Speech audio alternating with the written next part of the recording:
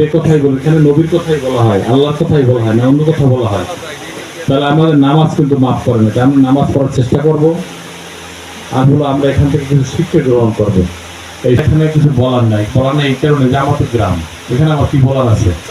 এখানে কোনো মানুষ কিন্তু আমার বিপক্ষে যাইতে পারে বা আমার উল্টো করতে পারে, এটা কিন্তু আমার বিশ্বাস নাই। আমার ইমানের গ্রাম, যুবক ভাইরা, মা বোনেরা, আসসালামু আলাইকুম ওয়া রাহমাতুল্লাহি ওয়া বারাকাতুহু। আসলে আমি সত্যি বলছি, আমি খুব পরিশ্রান্ত, এটাই বাস্তব কথা। এই যে সকালে নামছি আর এখন কোনো রেস্ট আদৌ নাই। আর শুধু আজকে না, প্রত্যেক রোজই একই অবস্থা।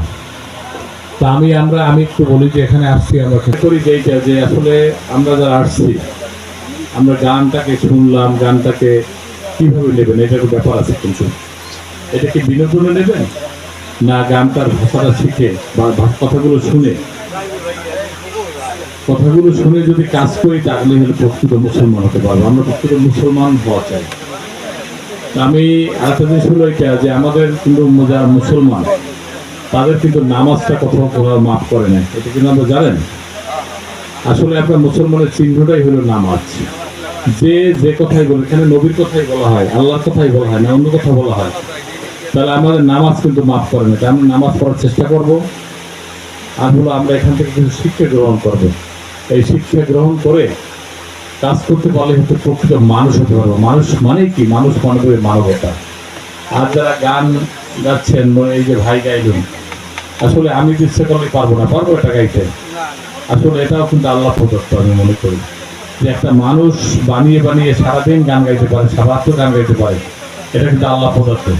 যন্ত্রশিল্পী ভাইরাও কিন্তু একই রকম। আমরা কিন্তু দেখছি অনেক সময় গান শিখেও গান গাইতে পারি না, আর আমরা কিন্তু ইজিলি আল্লাহ ওনাকে প্রদত্ত দিয়ে গান, মানে এই যে বাজনা বলেন, যা বলেন, ইজিলি শিখতে গেছে। যাই হোক, আমি আপনাদেরকে ধন্যবাদ জানাই এই বলে, আসলে সুন্দর একটা আয়োজন বিশ্বাস করছে। আর আমার এখানে কিছু বলার নাই এই কারণে যে আমাদের গ্রাম, এখানে আমার কি বলার আছে? এখানে কোনো মানুষ কিন্তু আমার বিপক্ষে যাইতে পারে বা আমার উল্টো করতে পারে, এটা কিন্তু আমার বিশ্বাস নাই। আমার ইমানের জোর বড় মজবুত। ইমানের জোর এত মজবুত যে আমি এটা চিন্তাই করি না যে আমার গ্রামের মানুষকে আমার বলা লাগে। যেমন আমি যখন চেয়ারম্যান ইলেকশন করছি, আমি গ্রামে একদিন ভোটকে বলিও না যে আমার ভোট দেন, কিন্তু ভোট একটা সব দিয়ে দিচ্ছে আমার। ঠিক অনুরূপ আমি মনে করি যে এই সোনাখালী গ্রামের মানুষ, এতে আমার এপার আর ওপার নেই, কিন্তু আমরা এক। এবং আপনারা পৌরসভার বাসিন্দা, আমরা পরিচালনের বাসিন্দা, কিন্তু আমি মনে করি যে একদম আমাকে ভোট দেবেন, এটা আমার খুব বিশ্বাস। তবে আমার একটা দোষ হয়েছে বলতে আমি নিজেই বলি যে আসলে আমি বলতে পারি না অনেক কি, যে অনেককে বলা দরকার, যেমন এইরকম বলা দরকার যে আমি ইলেকশন করতেছি, আসলে কিন্তু এরকম বলা হয় নাই। মানে এত ব্যস্ত একটা মানুষ, সবাই তো ট্রাফিকই দেখতে চায়। সেই কারণে আমি মনে করি যে এটা আমার যে দরকার আছে, এরকম মনে করি না আসলে। ফলের বিষয় যদি রাখতে করি, আল্লাহ জানে। তো এইটা বুঝে একটু করিয়েন ভালো করিয়া, আমি অনুরোধ করি।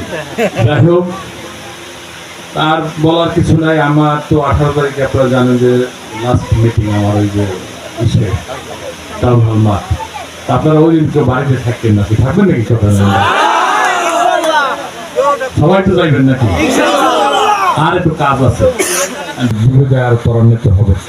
এই ত্বরান্বিত হলে আমি বিজয় মানে আপনাদের সম্মান বাড়াতে, বুঝেন? আমি যদি হইতে পারি, আপনাদের সম্মান কি বাড়বে না কমবে? বলেন একটু। পারবে? তাহলে এই কাজটা করবেন একটু, ইনশাল্লাহ। তা আমার জন্য দোয়া করবেন, আমি আপনাদের জন্য দোয়া করি। দূর থেকে এসেছি, না এলেও হইতে, কিন্তু তার আগে হইতে ভোট বিশ্বাস, সেই জন্য আসছি। যাই হোক, আসসালামু আলাইকুম ওয়া রাহমাতুল্লাহি ওয়া বারাকাতুহু।